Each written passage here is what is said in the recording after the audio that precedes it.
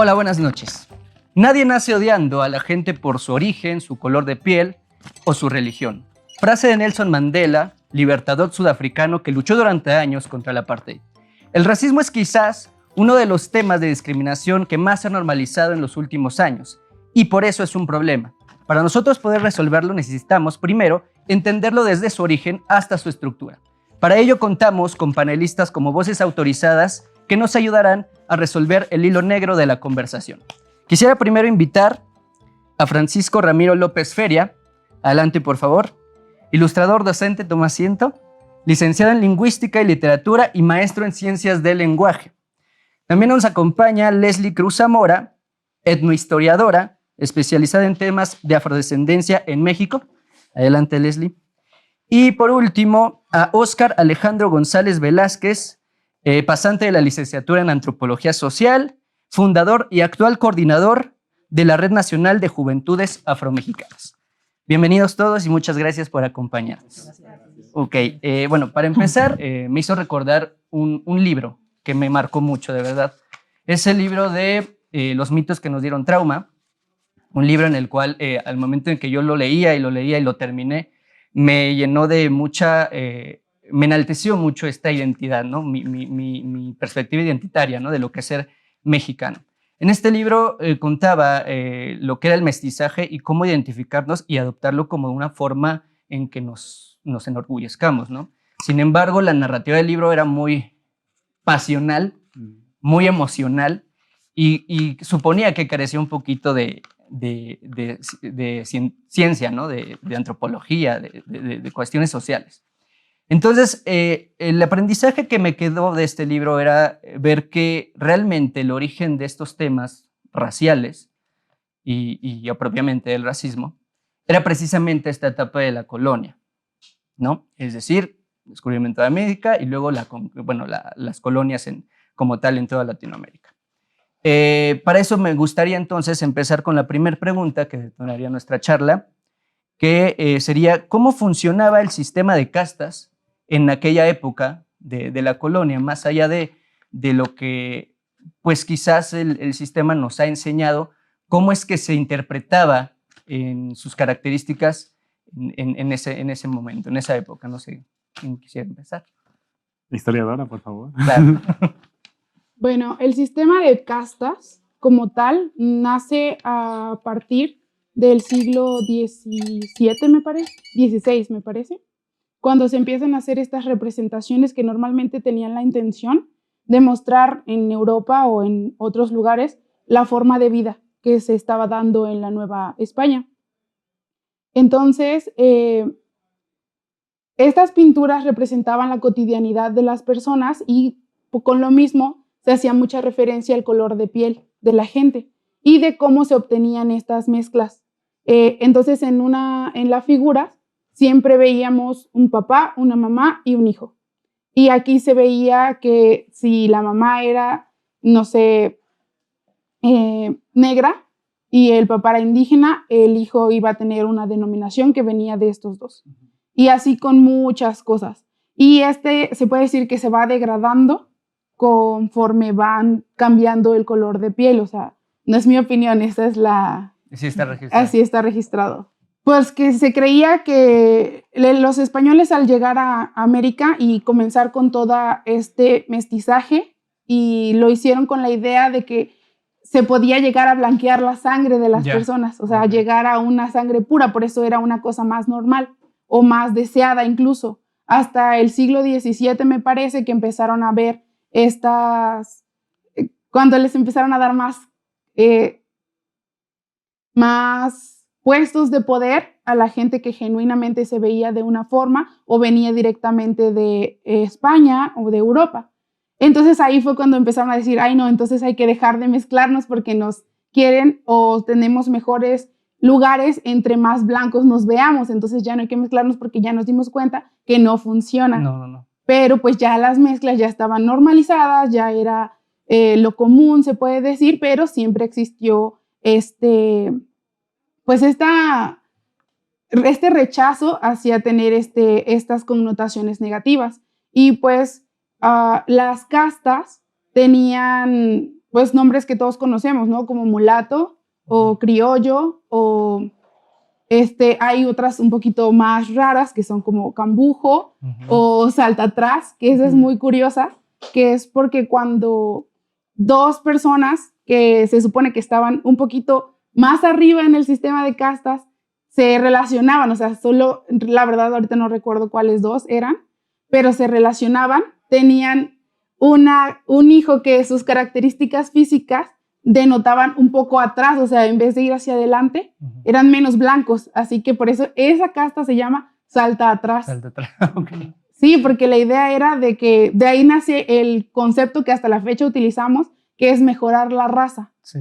que es entonces blanquear la sangre de las personas.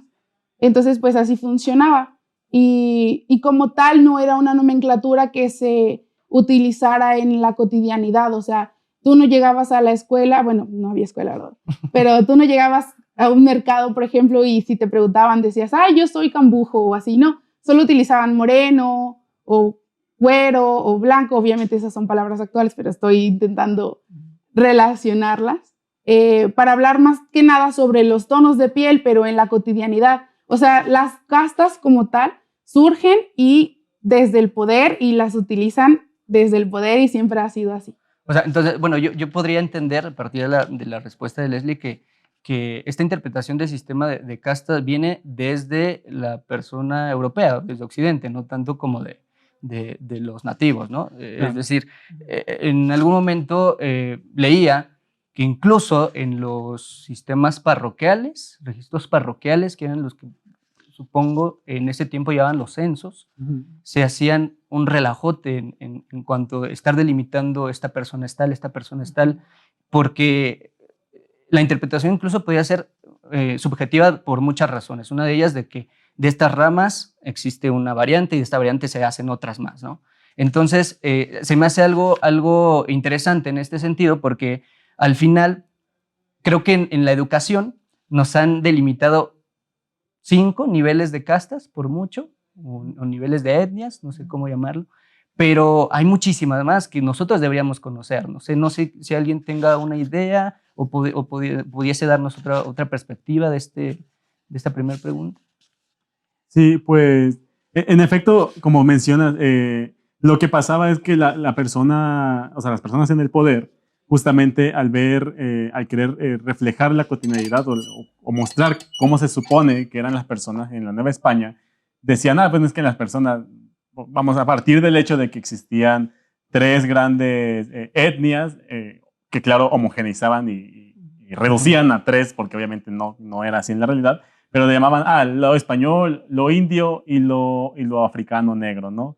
Entonces, a partir de esa mezcla vamos viendo que negro e indio no me acuerdo cuál es ahorita, y español y negra es mulato, y negro indígena es mestizo, y después si es mestizo y mulato es otra, y si es y mulato el otro es otro, y si estos dos se mezclan va a ser otro, y así. Entonces, al querer darle una explicación a esa mezcla ante los ojos ajenos, se creaban estos retratos, pero no es que la persona, para empezar, que la persona que supongamos que en el sistema de castas era un tente en el aire, ¿no? O sea, él mismo nos decía, claro, la cultura tente en el aire, o yo soy tente en el aire, hablo tente en el aire, o sea, no, de seguro se identificaba como rarámuri, o se identificaba como negro, o se identificaba como jarocho, o se identificaba como nahua, o bueno, como un sinfín de etnias que podían existir en ese entonces, pero no como tente en el aire, o como cambujo, o como no te entiendo. Ajá, o sea, no te entiendo. No, eso no era aplicable para las personas y tampoco, digamos, era tan estricto en el sentido de que, para empezar, eso era algo que se podía cambiar fácilmente, o bueno, quizá no tan fácilmente porque se tenía que hacer un pago en algunos casos, o por conectes, o porque la persona que registraba quizá era la otra persona, o justo si una persona era si un niño o una niña era un hijo ilegítimo o desconocido por, en este caso, alguna persona no sé, española, pues no iba a poner que era hijo de español. Claro. O sea, era muy variable la cuestión de las castas, no era así, como ya eres tente en el aire, o sea, ya te quedas en tu casa. Sí, incluso yo había leído que había personas, eso que dices tú de los registros y que se hacía un desorden y todo eso, que decía que había ciertos párrocos que decían, es que si lo registro así va a tener una vida peor. Entonces yo no los estoy justificando a ellos, la verdad. Pero decían, van a tener una vida peor y por como lo veo, podría pasar por, y le daba otra nomenclatura dentro de las castas para que su vida fuera mejor. O sea, no era tan estricto. Que ahí también se deriva, o sea, empezamos hablando de lo que son las castas, pero también se derivaba lo que eran las clases sociales, ¿no? Claro. O sea, es decir, había atribuciones, había privilegios de acuerdo a las clases sociales en las que pertenecía cada casta, quizás, o cada etnia. Entonces, por eso esa preocupación que mencionaba Leslie, de si yo lo califico de esta forma, quizás tenga más, menos derechos, qué sé yo, ¿no? Algo que también se me hace muy interesante es parte de esta cuestión identitaria que se forma, que, por ejemplo, Fernando me decía antes de entrar, me hablaba de algo de la subjetividad, ¿no? Entonces, no sé si nos puedas compartir un poquito de ello. Ah, sí, muy bien. Sí, efectivamente, bueno, como ya lo han comentado pues, la compañera y el compañero, y tú también, el sistema colonial no solamente pues, hacía esta representación de los sujetos y de los individuos, de la persona racializada, sino que el sistema colonial, cuando empieza el proceso de colonización, también una de las principales herramientas o instrumentos que utilizó para colonizar fue la clasificación y administración de los sujetos. ¿Eso qué significa? Que en algún punto lo que hizo el sistema colonial, lo que hizo la Europa occidental, fue también clasificar los individuos de acuerdo a sus funciones, a sus necesidades, pero de la Europa misma. Nosotros también no podemos olvidar que en un inicio los indígenas o las personas negras africanas no eran considerados como seres humanos. Y hubo todo un proceso de conflicto, un proceso para defender si tenían alma o no tenían alma las personas indígenas y las personas negras. Hubo todo un debate, incluso hubo libros, textos que intentaban defender si efectivamente teníamos alma o no. Y eso no tenía otra explicación más que hacernos funcionales dentro del sistema que se intentaba construir. Y para poder construirlo necesitamos tener cierta categorización y clasificación para ser funcionales en ese sistema. Entonces, en realidad, cuando hablamos de esta categoría de casta, no se queda solamente una representación, sino qué tan funcional va a ser el sistema que se está construyendo. Es como entenderlo como la utilidad. Ajá, que ahora, a partir de esta interpretación, ahora vamos a darle una utilidad a esto. Y creo yo, ahí puede empezar toda esta cuestión de quizás lo que nos trae aquí, ¿no? Lo que es el racismo, ¿no? La utilidad que le va a sacar a lo que menciona, que se me hace algo totalmente lamentable, a una persona que, según tú, vas a averiguar si tiene alma, ¿no? O sea, como porque... Bueno, no sé si quieres decir algo. Tengo un dato que recordé. Antes de cambiar mi protocolo de tesis por tercera vez, estaba haciendo una historia de afrodescendencia en México desde el inicio. Ahorita estoy en otras temporalidades, es lo que cambié. Y uno de mis principales documentos que yo utilizaba de fuente primaria era una acta para poner para meter en cárcel a un negro porque había robado, pero no había robado nada, lo que había pasado era que se había huido, era un negro huido en San Juan de Ulúa. Entonces, como él era una propiedad de su dueño, al él huir, se está robando a sí mismo. Y eso me parecía súper... Sí, eso me gustaría retomar ese punto, eso que acabas de mencionar para una futura pregunta, porque tiene mucho que ver con las injusticias que se viven en la época actual, ¿no? Entonces, bueno, quisiera pasar a lo siguiente, que ya nosotros, teniendo una idea de lo que era el sistema de castas en la colonia, no sé si me puedan decir algunas características, algunas...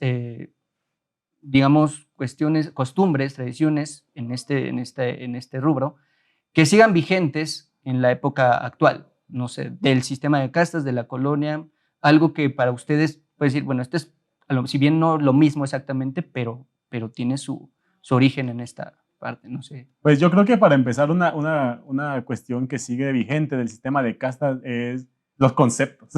O sea, los conceptos como, o sea, querramos o no, siguen vigentes en el sentido de que en algún momento, bueno, o sea, es muy común, pues, por ejemplo, el utilizar la palabra indio para denominar a una persona, repito, Rarámuri, Wixárika, Ñusabi, Inde, Nahua, etcétera, etcétera, pero es como, indios. Y no solo indios, sino va un adjetivo antes del indios que hace justamente una denotación negativa hacia una persona simplemente por su etnia o por su racialización, ¿no? Entonces, y lo mismo con la palabra mulato. O sea, la palabra mulato también es ampliamente utilizada para denominar a las personas negras o a las personas afrodescendientes, sin saber, incluso sin conocer realmente qué significa la palabra o de dónde viene la palabra mulato, porque la palabra mulato viene justamente de mula, que es la mezcla entre un burro y un caballo. Y era como lo detestable de esa mezcla. Que se considera antinatural, porque incluso. la mula no puede reproducir, entonces era como lo indeseable de la mezcla entre dos especies. Y era como, los mulatos son las mezclas entre español y negro. Entonces, para empezar los conceptos, yo creo que es algo que sigue vigente en la actualidad. Pues sí, pero en ese sentido, como otra cosa que también es herencia, pero modificada, no necesariamente igual, pero modificada y sobre todo a través de procesos más contemporáneos, que son, por ejemplo, la independencia, los procesos independentistas de México, la Revolución Mexicana, que trataban de maquillar la idea de lo mestizo, o sea, porque lo mestizo también es una categoría que entra en el sistema de castas, y ahora como, bueno, ya vamos a hacer un nuevo país, un país pues recién nacido en México, pues entonces vamos a denominar cuál es la casta, o sea, en qué casta somos. O sea, si hay 58,000 castas, ¿quiénes vamos a hacer? Si somos un solo país, no podemos ser un país de 58 personas. Claro. Vamos a ser todos mestizos. Entonces, era como maquillar la idea de mestizo para hacerla como el estandarte de la unión mexicana y de la nación y de la patria, lo mestizo, la cultura mestiza, y la cultura mexicana es sinónimo de cultura mestiza, el español es el idioma mestizo. O sea, como todo, lo mestizo. El bronce. Sí, o sea, la raza de bronce, la raza cósmica. Bueno, eso ya es más en el siglo XX, ¿verdad? Pero son remanentes, pues, de ese sistema primigenio, que es el sistema de castas, pero que se va modificando. Ya ahorita no nos ponen en nuestra acta de nacimiento de qué casta somos. Pero de hecho, una vez vi el acta de nacimiento de mi bisabuela y todavía ella sí le ponían que era así. O sea, como mulata, mestiza. Todavía sí no sé si era solo porque era un pueblo así súper alejado y todavía de mi bisabuela todavía ponían eso. Pero pues a nosotros ya no, ¿verdad? O sea, ya no nos regimos por el sistema de castas. Sin embargo, quedaron ideas socialmente aceptadas, implantadas de lo que fue, y con base en eso se sigue actuando en relación a ciertas personas. Ok. Bueno, no sé si alguien más quiere opinar algo al respecto. Pues yo, no sé, a lo mejor también pensar, pues, precisamente cuando hablaba pues, de cómo se construye esta idea de nación, pues también está la distribución de los estados en una nación, ¿no? En algún punto, en la mayoría de los estados, bueno, en Colombia, pues se han hecho investigaciones que han demostrado que la distribución de los lugares donde se centra el poder tiene que ver con un asunto racial, desde el inicio, desde los movimientos independentistas. Por eso en los lugares donde están más cerca de la costa, donde hay mayores personas afrodescendientes o de alguna comunidad indígena, efectivamente son lugares más empobrecidos, más aislados de lo que es el centro, y sobre todo en los países latinoamericanos donde suele estar el poder muy, muy centralizado. Entonces, en realidad, pues eso también como que todavía queda ese vestigio, ¿no? Todavía se refleja en la actualidad, como en los lugares que tienen una mayor población afrodescendiente, indígena o de alguna comunidad como tal originaria, siguen siendo lugares más aislados que están y que tienen un mayor nivel de empobrecimiento y de precarización frente a las condiciones de los lugares céntricos, por decirlo así. Justamente son blancos. Claro, que al final, esto que acaba de comentar Fer, Francisco, que se me hace algo muy interesante porque ya tiene que ver un poquito con la geopolítica, ¿no? Entonces, quizás esto nos puede apuntar un poquito a lo que nos atañe el día de hoy, que es el racismo estructural. Antes de eso, quisiera abordar si alguno de ustedes interpreta de alguna forma, desde su perspectiva que tiene su preparación, esta frase o esta idea de lo que es el invento de hombre blanco. No sé si tenga algo que ver precisamente por esta cuestión de lo que es el racismo y demás. No sé, Leslie, si nos puedes decir. Por ejemplo, cuando empiezas a estudiar la llegada, voy a usar esa palabra porque ninguna de las otras me gusta. Por ejemplo, son diferentes los procesos en todos los lugares, pero como la educación, al menos en Puebla, no he estudiado en otro lugar, más que en Veracruz, pero la educación básica es muy eurocentrista. La educación pública en Puebla es muy eurocentrista. Entonces la historia a mí me la enseñaron desde los puntos de vista eurocéntricos y pues lo primero que explicaron era la llegada, por ejemplo, en Estados Unidos de la gente blanca, ¿no? El dichoso WASP, que era ser personas blancas de religión protestante, me parece, y que pues solamente son entre ellos, o sea, ellos no se mezclan. Y esa es como una creación de pureza, que entre más cercano a eso, más cercano eres a Dios. Y es como que desde ahí inicia, porque eso es lo que rigió nuestra sociedad al inicio, o sea, no vamos a ponernos aquí todos muy woke, que todos tenían sus propias creencias y en otros lugares se iban y estaban perseguidos por la Inquisición, porque no es cierto, la gran mayoría se hizo a la religión católica para sobrevivir. Todos buscábamos sobrevivir. Dije, buscábamos. Todos buscaban sobrevivir. Y pues lo que hicieron fue irse a la religión católica o a la religión, pues, a una idea de Dios. Entonces, las representaciones que tenían de Dios era una persona blanca, de ojos azules. Entonces, obviamente, ellos, los que se parecían más a esa representación, eran mejores y eran más importantes y desde ahí va, o sea, desde la iconografía del inicio, que es lo que sigue, en la actualidad sigue siendo lo mismo. Sí, claro, yo comenzaba el programa así como diciendo algo de la religión y en efecto, no sé, no lo había pensado de esa forma. Es cierto, esta cuestión de la religión y el monoteísmo puede ser una interpretación de invento de hombre blanco, ¿no? O bueno, no puede ser, quizás es definitivamente.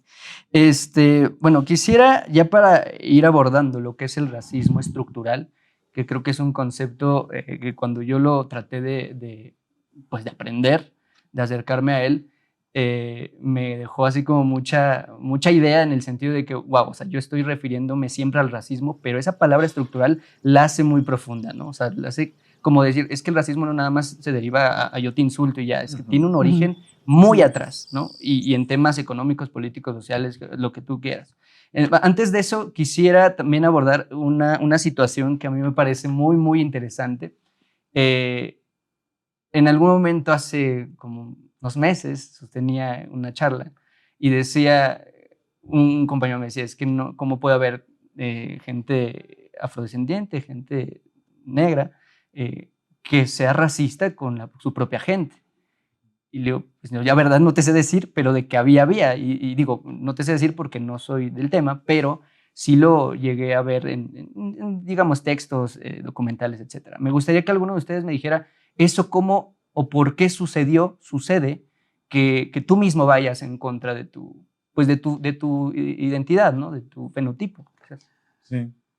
Pues justo como mencionas, o sea, el racismo estructural, justo cuando se piensa que el racismo únicamente es una cosa entre dos personas, como, el racismo, o no solo una cosa entre dos personas, sino es racismo únicamente cuando ya mataron a alguien por ser negro, ¿no? Eso sí es racismo. Pero de ahí en fuera, cualquier otra cosa, eso ya no es racismo, o sea, eso ha de ser problemas personales, o bullying, ¿no? O cosas así. Pero no, o sea, el racismo... Es de cariño. Sí, o sea, el racismo fundamenta el propio sistema económico en el cual están basados los países occidentales, ¿no? O sea, o sea, el capitalismo no hubiera podido ser si no hubiera sido por la esclavización de personas negras. Claro, y personas indígenas de América y de India y de África, o sea, no pudo haber sido, o sea, nada de que el capitalismo nació como amor y paz, y todo, no, o sea, no pudo haber sido sin el trabajo de esclavización. Bueno, entonces, y desde entonces eso va impregnando no solo la economía, sino también la forma en la cual las personas van relacionándose socialmente. O sea, eso es una cuestión que va de la mano, no es una cuestión aislada. Las personas van socializando, las personas van creando ideas, van creando una cultura a partir de estas ideas de esclavización y por ende de racismo, que en ese entonces no era racismo porque no se podía hablar de razas, pero lo que ahora concebimos como racismo era en ese momento lo que se estaba gestando. Y de cierta forma eso va impregnando en las narrativas, en la identidad, en la cultura, como mencionan, en el lenguaje, en todos los aspectos de los seres humanos, pues van impregnándose estas ideas y por lo tanto algo que sucede mucho en las personas, bueno, sí es mucho, no nos vamos a hacer tontos, algo que sucede de manera frecuente entre las comunidades negras, entre las comunidades afrodescendientes, y lo sabemos porque somos parte de eso, es por ejemplo el colorismo.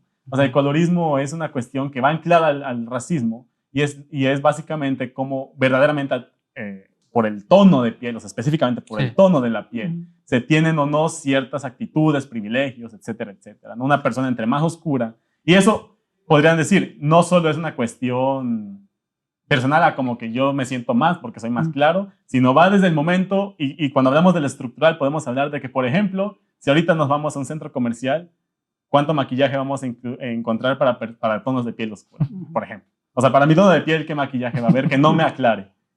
Eso es algo estructural, o sea, eso no es que yo tenga un problema con la marca o con el CEO de la marca, o sea, eso no atraviesa la dimensión personal.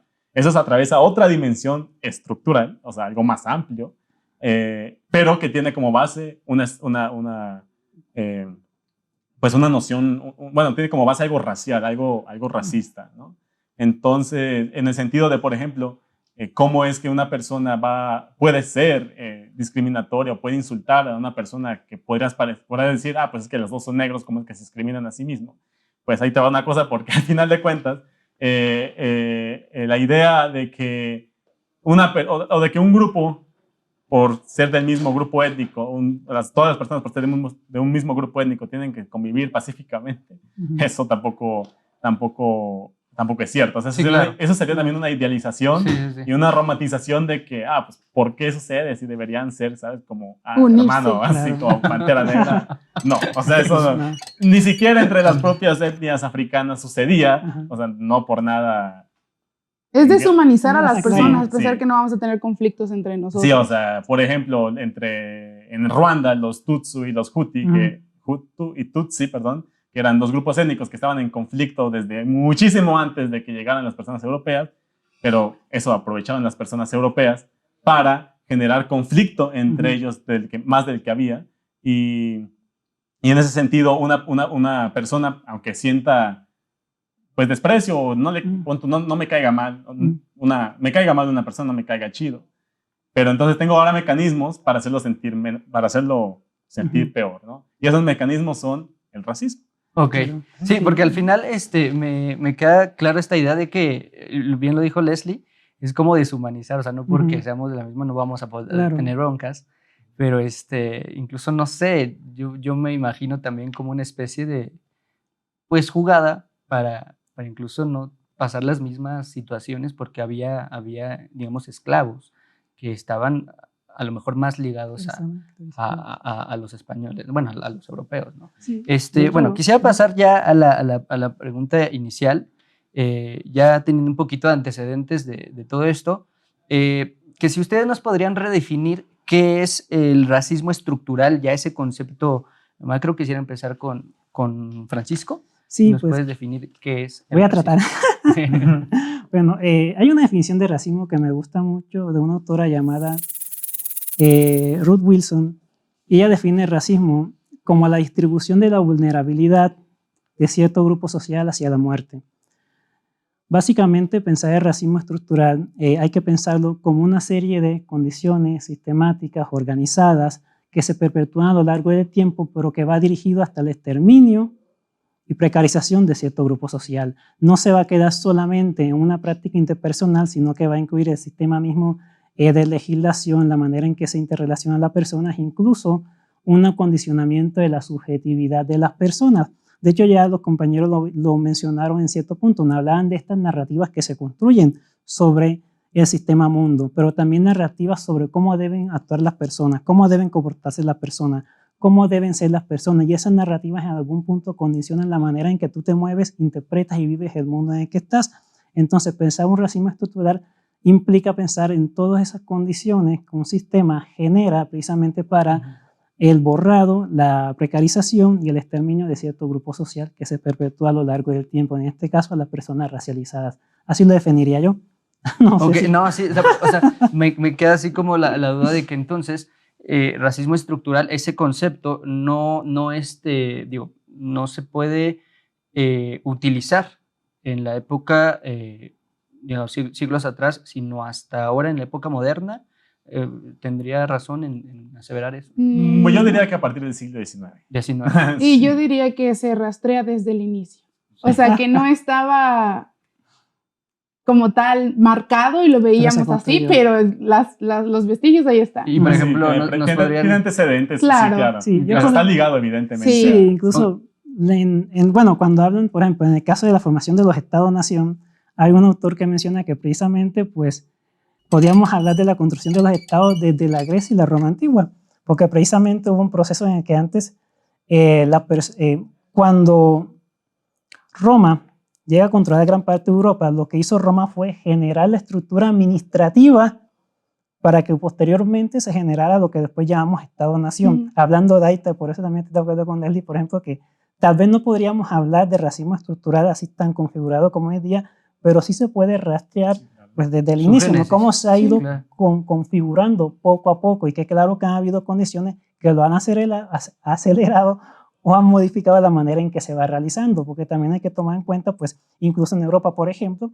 también hay grupos sociales que nosotros hoy día veríamos como personas blancas, pero en realidad están en una escala social más baja y que son consideradas personas racializadas dentro de la misma Europa, ¿no? Como los húngaros, por ejemplo, no son considerados propiamente europeos, los gitanos en muchos de los países, ¿no? Entonces, en realidad se viene configurando desde hace mucho tiempo. A lo mejor cuando hubo este proceso de colonización, se especializó de una manera muy cruel y muy tortuosa, pero sí se viene configurando desde hace mucho tiempo. Y violenta, ¿no? Al final. Sí. Por ejemplo, bueno, no sé si les gustaría compartirnos su redefinición, cada uno de ustedes, de racismo estructural. ¿No? Sí, pues justamente son, todo es, el racismo estructural yo lo definiría como todas las prácticas que los sistemas o que las instituciones sociales tienen para administrar justamente los derechos o la vida, bueno, ya me voy a ver muy Foucaultiano con esto, pero sí, para administrar la vida de las personas con base en las características raciales de los sujetos. Y cuando hablo de instituciones sociales, bueno, para las personas que igual no estén tan empapadas del tema, me refiero a todos estos, me refiero básicamente a la escuela, al Estado, a la iglesia, a la economía, a la familia, o sea, todas estas agrupaciones, pues, de agentes sociales, ¿no? Sí, esa sería mi definición. Ok. Leslie, ¿no? La mía sería como todas estas trabas que las estructuras le ponen a las personas racializadas para poder llevar una vida lo más normal posible. Por ejemplo, lo que Oscar decía, que para las personas racializadas es más difícil encontrar cosas para su tono de piel, como maquillaje y así, o que hasta la invención o hasta la utilización de las cámaras digitales, la piel negra se empezó a ver bien en las fotos porque nunca se había pensado en eso y se veía raro por el papel fotográfico que utilizaban. O sea, esa es todas esas trabas, esas pequeñas cositas que fueron o que nacen de no tomar en cuenta un grupo al momento de crear las estructuras. Como dato, una vez igual leí un artículo que ahorita que se hizo famoso el COVID, justo los aparatos que te medían la temperatura con el dedo no estaban pensando en las personas que tienen mayor melanina o que más bien que tienen un tono de piel más oscuro y por lo tanto variaban los resultados y no eran tan fiables para personas con piel más oscura. Y que eso luego genera cosas, o sea, eso lo acabo de pensar ahorita, pero se tiene la idea que las personas negras, las personas afrodescendientes tienen más tendencia a problemas con la presión o la diabetes. Y puede ser solamente que fue una mala lectura por estas cosas. Claro, sí, es que, digo, igual vamos un poquito para eso, porque nos quedan dos temas que van muy ligados a esa situación. El primero es, bueno, ya una vez entendiendo lo que es el racismo estructural, que creo que yo lo hemos logrado un poquito, entendido que no nada más tiene una interpretación, un origen en cuanto a lo que es la subjetividad, no, yo te veo de tal manera y ya voy a ser racista porque ejerzo el odio, ¿no? Tiene muchas cuestiones geopolíticas, educativas, o sea, muchas cuestiones que se aprenden en todos los agentes sociales, ¿no? Eso es a mi entender, lo que yo puedo rescatar, lo que es racismo estructural. Y hay una cuestión que al final no se nos debe de escapar, que sería lo que es el capitalismo, ¿no? porque, bueno, vivimos en en un país capitalista, nosotros somos parte del capitalismo, y me gustaría que nos explicaran, cada uno de ustedes, cómo se nutre el capitalismo del racismo. Creo que es muy evidente, pero quizás, no sé, viéndolo desde su perspectiva nos puede hacer ver otra cuestión, ¿no? No sé, quisiera empezar con Francisco. Empieza Es que con Oscar. se quedó pensativo así y dije, no, Está bien. él sabe ya cosas. está reflexionando No, su respuesta. yo estaba pensando que le pregunto. No, Escucha, mentira, está bien. Pues, mira, pues que básicamente hay que pensar que en realidad, pues, que el capitalismo como tal en realidad se configuró pues a través del proceso de colonización, ¿no? El racismo dio sustento a lo que hoy día llamamos capitalismo en realidad, porque en realidad, como lo mencionaba, pues el capitalismo organiza a los sujetos, la estructura de los sujetos, la manera en que se relacionan, y precisamente pues este sistema capitalista no liberal lo que hace es que en cierto punto es que hace como diga, una sujeción psíquica de los individuos y va construyendo a medida que va pasando el tiempo en diferentes épocas un cierto tipo de individuo para que pueda sostener ese sistema por sí mismo. Entonces el capitalismo en algún punto condicionó a los sujetos en las condiciones de racialización para que sostuvieran ese sistema. No solamente hablamos de la narrativa, sino la manera en que se relacionan las instituciones, como mencionaba Oscar hace un momento, precisamente la familia sostiene el sistema racista. Entonces, en algún punto el capitalismo está vinculado al racismo estructural porque básicamente el racismo lo que hizo fue configurar lo que hoy día nosotros llamamos capitalismo.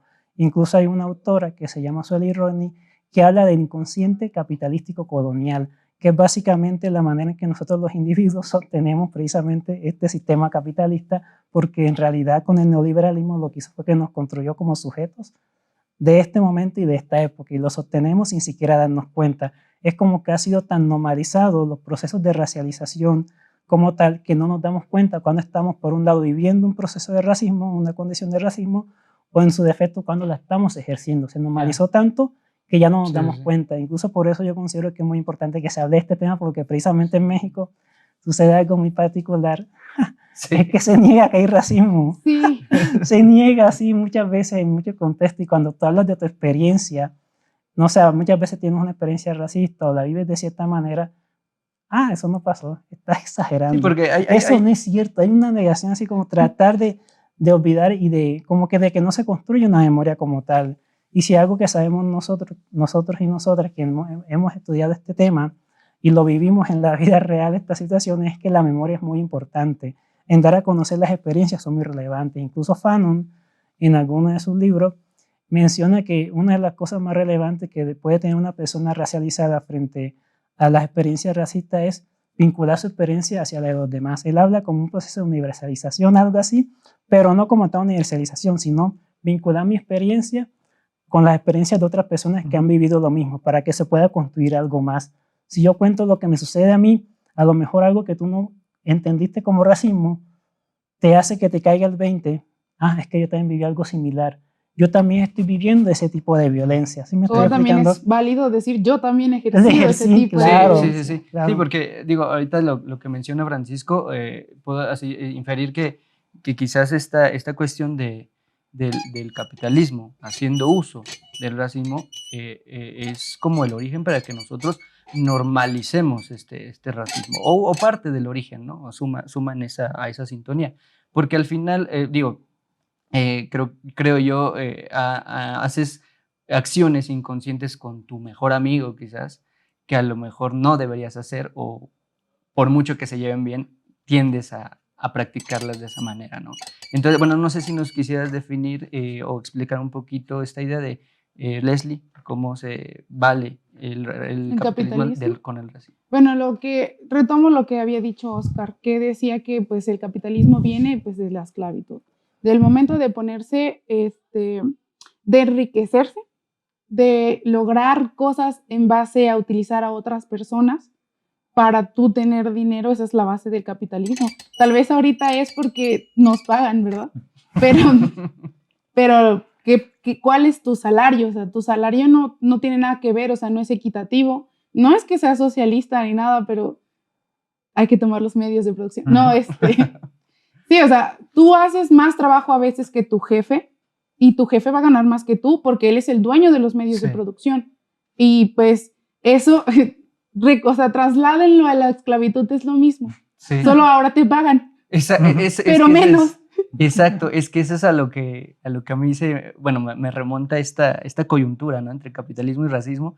Yo veía que decían, bueno, los colonizadores llegan con los indígenas y incluso había indígenas que se les quitaban más menos de posesiones, etcétera, pero por lo menos tenían algo, ¿no? Que se les podía retribuir. La raza negra, los esclavos traídos del África, no tenían nada, o sea, no había ni un mínimo incentivo para ellos, ¿no? Eran Entonces, objetos. eran Ujú. objetos. Entonces, ahí estás hablando de un capitalismo voraz, digo, antecediendo a las premisas de Marx, quizás, o sea, que a lo mejor todavía no se entendían tan científicamente, pero sí estás viendo que hay un abuso dentro de un concepto, de la génesis de un concepto, ¿no? No sé si nos quisieras compartir algo, Oscar. Sí, pues justamente, o sea, o sea, en una dramatización de cómo surgió el capitalismo, ¿no? Podemos tener así ese grupo de hombres blancos que se sentaron a una mesa para decir, oye, pues vamos a ver cómo nos hacemos más ricos. Ah, pues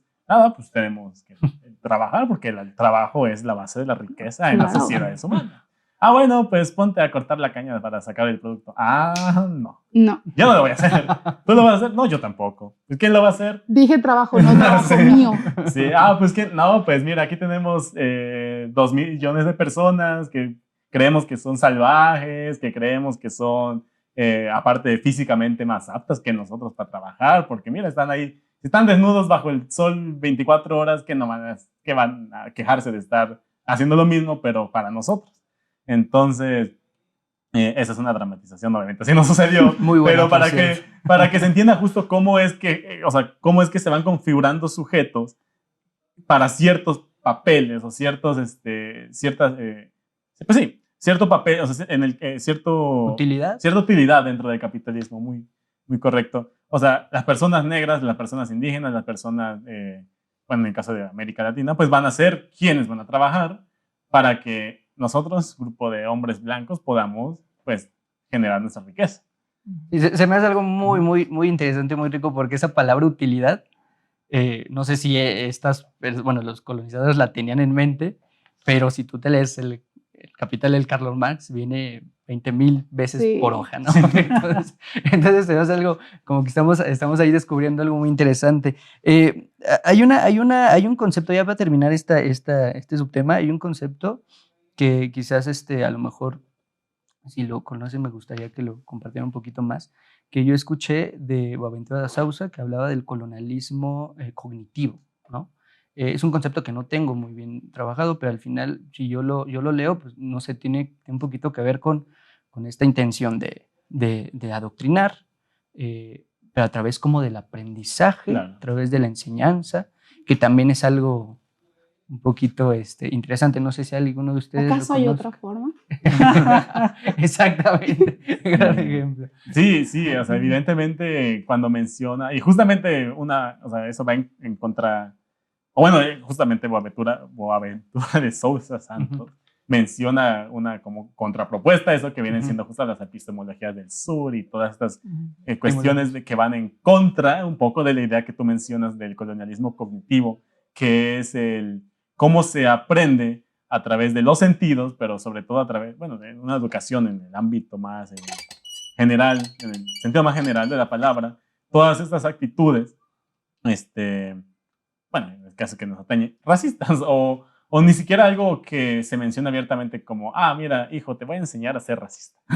O sea, evidentemente así no funciona la mayoría de las Es veces. inconsciente, ¿no? Ajá, o sea, se menciona que, Aprendido. por ejemplo, una cuestión que es un claro ejemplo del racismo estructural y del colonialismo cognitivo es, por ejemplo, en la historia, o sea, si nos vamos ahorita, agarramos un libro de cuarto de primaria, que es cuando vienen los niños y las niñas de historia de México, cuando vamos a ver ahí la historia de Gaspar Yanga. Bueno, por lo menos aquí en Puebla. Sí. O sea, si ahorita yo voy a una primaria y les pregunto a los niños, ¿ustedes supieron quién es Gaspar Yanga o Carmen Alicia Robles? Pues no te van a hacer decir porque... Cuéntame quién es Gaspar Yanga. Bueno, o sea, Gaspar Yanga fue un libertador cimarrón negro en Veracruz durante 1690. ¿Recuerdan que hablé de los negros huidos? Ajá. Ok. que fue uno de los líderes en un grupo más amplio de personas, pero no se tienen nombres, solo se tiene el de él y el de la Matosa, que fundaron uno de las primeras palenques oficiales en la Nueva España. Un palenque era una comunidad de personas negras que huían de la esclavitud y vivían en resistencia. En 1690, o sea, y Carmen Alicia Robles fue una generala zapatista que luchó en la Revolución Mexicana, era una mujer negra que pues ganó el respeto hasta que se volvió general y muy chingón. Pero pues de esa historia no se habla nunca en los libros de texto. O tampoco se menciona que el propio Vicente Guerrero era una persona negra. No se menciona que José María Morelos Pavón también lo era. No se menciona justamente como... y no solo no se menciona, sino literalmente, o sea, cuando hablamos de blanqueamiento no hablamos de solo algo conceptual, sino verdaderamente se retratan de manera blanca a José María Morelos y Pavón y a Vicente Guerrero, o sea, ¿sabes? Rubios, ojo claro, piel blanca, cuando verdaderamente no se veían de esa forma para empezar. O sea, y esas cuestiones se aprenden en la primaria, se aprenden en la escuela, se aprenden en los textos oficiales de la historia de México, por ejemplo. Claro, y bueno, estos dos personajes que mencionaste, ¿se les puede catalogar como afrodescendientes? Bueno, a la luz de ahora, sí. O sea, bueno, sí Gaspar Jan ganó en teoría porque él no es afrodescendiente, él vendría siendo realmente africano, porque verdaderamente, porque sí nació en el continente africano. Pero Carmen Alicia, o sea, si lo vemos ahora y por la temporalidad, pues sí. Ahora sí podemos decir son afrodescendientes. En ese momento simplemente se denominaba a sí misma como una mujer negra. Okay. Sí, porque, bueno, la siguiente temática me lleva a esta cuestión que va un poquito ya más especializada a lo que ustedes han vivido, lo que ustedes nos pueden compartir en estas experiencias, sobre qué mecanismos o cuáles han sido los mecanismos que se han ejecutado para excluir a los afrodescendientes en la historia del país o de su entorno. En el caso de Francisco, pues es colombiano, me parece. Entonces, ¿qué mecanismos ustedes encuentran para excluir la afrodescendencia en México? Uno por uno, por favor. Yo considero que la participación de Francisco va a ser muy interesante sobre Colombia, pero en México es muy interesante también, porque al menos en Colombia, yo recuerdo desde siempre, se ha hablado de negros en Colombia, se ha hablado de personas negras en Colombia, y en México no aparecen los libros. Yo soy historiadora de nuevo, y pues siempre, al momento de que yo entré a la carrera, quería estudiar nazis. ¿Qué onda conmigo? Pero al momento de autoescribirme, de encontrar mi identidad... Sí, justo ese era mi tema. Yo fui buscando y diciendo, no, voy a hacer una investigación histórica sobre la afrodescendencia. Hace falta, no existe. Y pues, ¿qué encuentro? Nada. Podemos encontrar en libros, tal vez de la colonia, cuando se utilizaba este sistema de castas, estos nombres, ¿no? De negro, cambujo y mulato. Y ya puedes decir, bueno, aquí está ya diciendo la presencia de los negros, porque aquí ya está escrito y todo. Pero a ver, ¿qué hicieron? ¿Cómo vivían? Nada. Nada. Y al momento que México se quiere hacer un Estado-nación, lo que hablábamos hace ratos, busca unificar todo y pasa lo mismo que en Colombia. Centralista todo. Vamos a hablar que tenemos orígenes indígenas y españoles. Y ya todos los demás no existen. Y indígenas del centro, nada más. Todos somos nahuas. Los huastecos, ¿quiénes son? Y los mayas, no, ¿qué onda? Solamente nahuas. Por eso nuestro canal nacional se llama TV Azteca. Desde ahí empezamos. Y cuando tomé lengua originaria en la especialización, me dijeron náhuatl. Y yo ok, es útil. Era el inglés. Siempre usan eso, ¿no? Era el inglés de Mesoamérica. Pero pues yo soy del norte de Veracruz, de una comunidad que sí es afrodescendiente y no se mezcló con lo indígena. Claro que sí, pero se ve muy, muy grande la diferencia, porque soy de la Huasteca Alta y ahí está la sierra también. Entonces la gente de la sierra es muy diferente a la gente de la costa. En la costa, la gran mayoría somos afrodescendientes y en la sierra la gran mayoría es indígena. Entonces, ¿dónde está la diversidad Nunca se representó, nunca se escribió sobre ellos. Nosotros queríamos buscar una identidad. México buscaban unas cosas que los unieran, religión o etnia o todo eso, y se unificó. Entonces, a raíz de eso, la gente dejó de autodecirse cosas porque ya era de cierta forma pues subir, ¿no? Un peldaño, porque como ya no te decían nada, ya no eras nada. Una cosa muy curiosa es que cuando estaba haciendo una investigación sobre Puebla y la presencia afrodescendiente aquí, encontré un libro en una iglesia, ¿cómo se llama? Era un archivo eclesiástico. Ya no les permitían poner qué eran. Entonces ya era solo su nombre y qué onda. Y yo no, sigan siendo racistas para que yo tenga fuentes. Porque en 1829, cuando se abolió la esclavitud, bueno, la esclavitud se abolió con la independencia. Pero se dejó de hablar de personas de menor estrato social hasta 1829. Claro, digo, esto que nos compartes me hace creer que hay como un borrón y cuenta nueva, sí, pero que al final, pues ni cuenta nueva. Ajá, imaginario. Y en las fuentes, y en las cosas que quedaron. Pero supongo que en el día a día todo seguía igual. Y pero eso que hace que ahora no podamos encontrar nada y genera esta idea de que México nunca ha sido racista. Exactamente. Porque no tenemos registro de su racismo, pero ahí estuvo y ahí participó y ahí existió. ¿Y qué pasa cuando eres de una comunidad afrodescendiente súper pequeña, en una isla, que nunca habías sentido el racismo en tu vida, ni sabías qué era la afrodescendencia, y de repente te mudas a Puebla y todos te dicen que eres diferente? Es una cosa muy extraña. Sí. Digo, estamos llegando al final del programa. Un poquito de lo que decía Leslie, yo ahí documentándome un poquito, me asombró mucho esta situación de que al menos aquí en México, hasta 2020 ya estaban como censados los afrodescendientes. 14. Bueno, entonces, había antecedentes en el 2014, en el 2015 en la intercesión. En la Constitución se menciona, pero en el censo hasta el 2020. Y un poquito a la línea de la pregunta, pues creo que eso es algo lamentable, porque al final políticas públicas, recursos no están siendo optados, ¿no? Ya vamos al final del programa. Me gustaría rapidísimamente, Francisco, que me dieras tu perspectiva rápido en cuestión de Colombia, porque lo marcaba Leslie de muy interesante y también se me hace muy interesante a mí.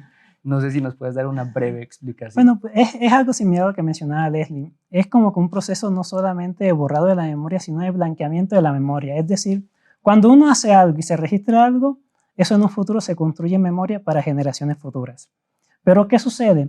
Cuando se te impide que tú lo definas de esa manera, aquello que estás viviendo, aquello que estás registrando, sino que se te pide que se configure de una manera específica, ahí no solamente hay un borrado de la memoria, sino un blanqueamiento de la memoria. Entonces, por ejemplo, en Colombia sucedía, por ejemplo, que si te censaban, porque ya también se hace el censo cada cierto tiempo, de qué etnia eres. Tú decías negro, pero si el que te censaba no te veía con el color suficiente, te ponían mestizo. Y ahí te están blanqueando la memoria, porque en el futuro, cuando quede eso registrado, va a aparecer, hay no sé cuánto porcentaje de población mestiza, no sé, en Cartagena, una ciudad donde prácticamente la mayoría son personas negras. Me gusta ese concepto de blanquear la memoria. Sí.